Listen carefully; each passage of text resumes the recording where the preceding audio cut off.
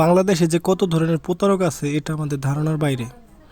সরকার দরিদ্র শিক্ষার্থীদেরকে উপবৃত্তি দেয় তাদের পড়াশোনায় হেল্প করার জন্য, আর সেই উপবৃত্তির টাকাও প্রতারকদের নজরের বাইরে নেই। এই যে দেখুন, সকালে এরকম একটি মেসেজ আসছে আমাদের এক বন্ধুর নাম্বারে।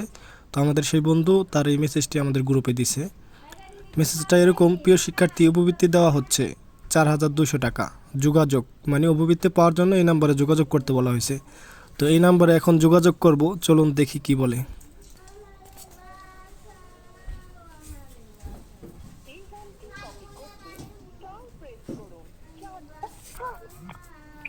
আসসালামু আলাইকুম। যে উপবৃত্তি পাওয়ার জন্য যোগাযোগ করতে বলা হয়েছিল, এখানে কি করতে হবে? যে নম্বরে মেসেজ দিয়েছে ওটাতে বিকাশ বা নগদ খোলা থাকলে বিকাশ বা নগদে টাকা জমা হবে। আপনার নাম্বারে কোনো অ্যাকাউন্ট খোলা আছে? না, আমার তো ওইটাতে বিকাশ নেই, আমার অন্য একটা নাম্বারে বিকাশ। তো যেটাতে আছে ওই নাম্বারটা বলেন, ওই নাম্বারটা আমি অ্যাড করে টাকাটা জমা করে দিচ্ছি। ওই বিকাশে মোবাইলটা হাতে নিয়ে নাম্বার বলেন। আচ্ছা, মোবাইলটা আমার হাতে আছে, আমি একটু নাম্বারটা বের করে বলতেছি।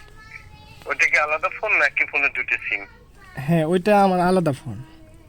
বলেন তাহলে, ফোনটা হাতে নিয়ে নাম্বারটা বলেন। আচ্ছা, নাম্বারটা হচ্ছে 018 018 288। একটু লাইন থাকবেন, একটু সময় দিবেন, আপনার কাজটা করছি।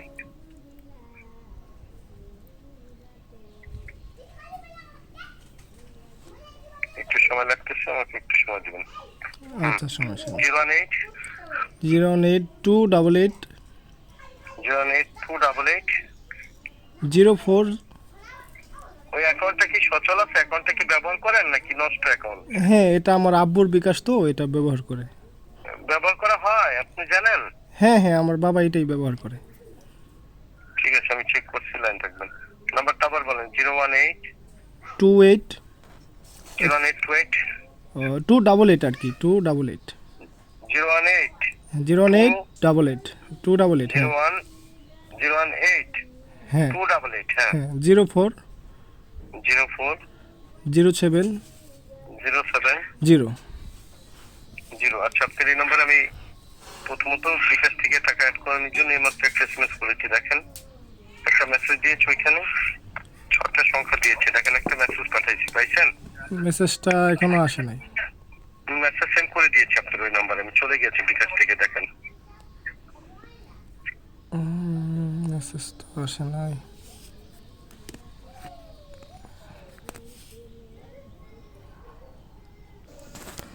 তো উনি বলতেছে আমার টাকা দেওয়ার জন্য আমার নাম্বার একটা মেসেজ আসবে। ঠিক আছে, মেসেজটা আসছে।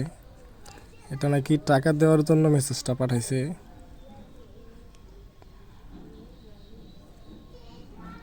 এখানে লেখা আছে your account binding bKash verification code. তো অ্যাকাউন্ট বাইন্ডিং কি, এটা একটু আমরা দেখি।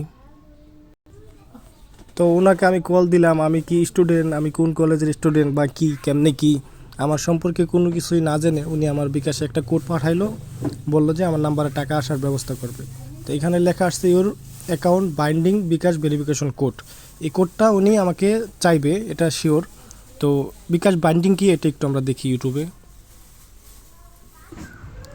ইউটিউবে আসলে তেমন কোনো ভিডিও পাইলাম না, এই বিষয়ে কোনো ভিডিও করা নেই। তো আমি গুগল জেমিনিকে প্রশ্ন করছিলাম বিকাশ অ্যাকাউন্ট বাইন্ডিং কি। তো এখানে দেখুন কি আসছে: বিকাশ অ্যাকাউন্ট বাইন্ডিং মূলত একটি প্রক্রিয়া যার মাধ্যমে আপনি আপনার বিকাশ অ্যাকাউন্টটিকে অন্য কোনো থার্ড পার্টি অ্যাপ বা প্ল্যাটফর্মে, যেমন দারাজ, পাঠাও, গুগল পে স্টোর বা কোনো গেমিং প্ল্যাটফর্মের সাথে যুক্ত করে দেন।